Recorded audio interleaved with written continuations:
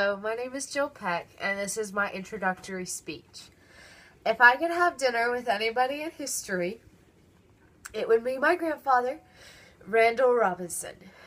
My grandfather served in the World War II at 17 years of age. The reason why I would love to have dinner with him, again, would be to sit down and listen to him tell me and retell me the stories of him growing up and the time he did his duty in the military. Both of my parents, growing up, both served in the Army. That is where they initially met each other.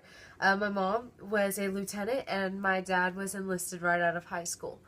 So growing up as a kid, I was definitely involved in the military. I had an aunt also who served in the military.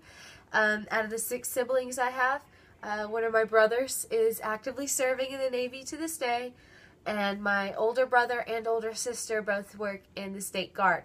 It's a little different than the active military, but they do basically guarding the borders of Texas and a lot of connections like that. So that's definitely something that I grew up with. Definitely my entire family has always been very civilized, very honor and respect. I learned what discipline was at a young age and what hard work was. At 13, I worked at a kids camp, and I started out as a dishwasher. And I wanted to be somebody who worked, a head leader. So I went that summer, I worked as a dishwasher, and I worked hard.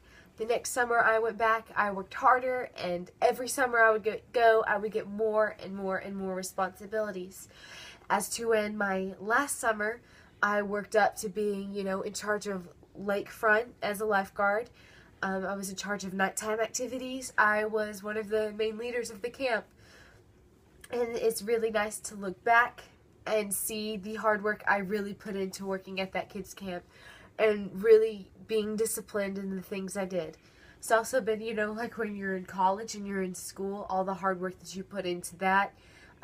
My parents definitely never, cushion things. They're always like, if you want to graduate, you have to work for it. College isn't easy. So I've definitely learned many lessons in school. And I'm definitely honored and blessed to be in the family God put me in. I wouldn't be the same if I was in any other family. That's just a given. So I'm very thankful for the family God put me here. I appreciate things that I've worked for. My family always told me that, or my parents always told me that if I wanted something, I had to work for it. And I'm very appreciated in the things that I've worked for. So my household was very strict as a kid. So I really couldn't, do things. Everything was, if one of us was to get in trouble, we had to all learn from that person's mistake. So we would know in the future not to make that same mistake. So it's hard to understand as a kid what that meant, but when we became older and we realized this person got in trouble for doing that, if I do it, I'm going to get in trouble. So it clicked.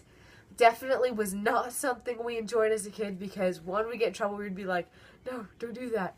But I'm very thankful for, learning that way. My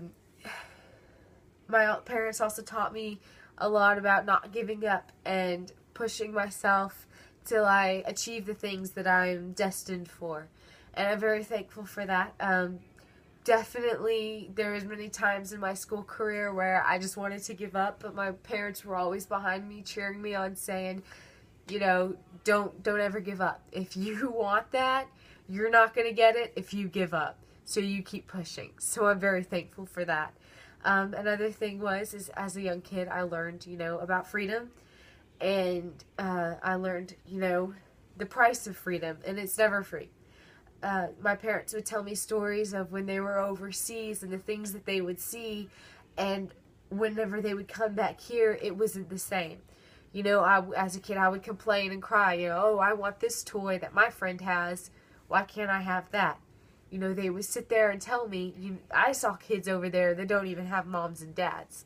I saw kids over there that don't have a house. So you should be thankful for the things that you have. And it's definitely kind of put a realization in my mind that everything I have, I'm thankful for. So, you know, to kind of sum everything up, I'm very thankful for the hard work that my parents have put me through, and I'm very thankful for my determination that I was given, you know.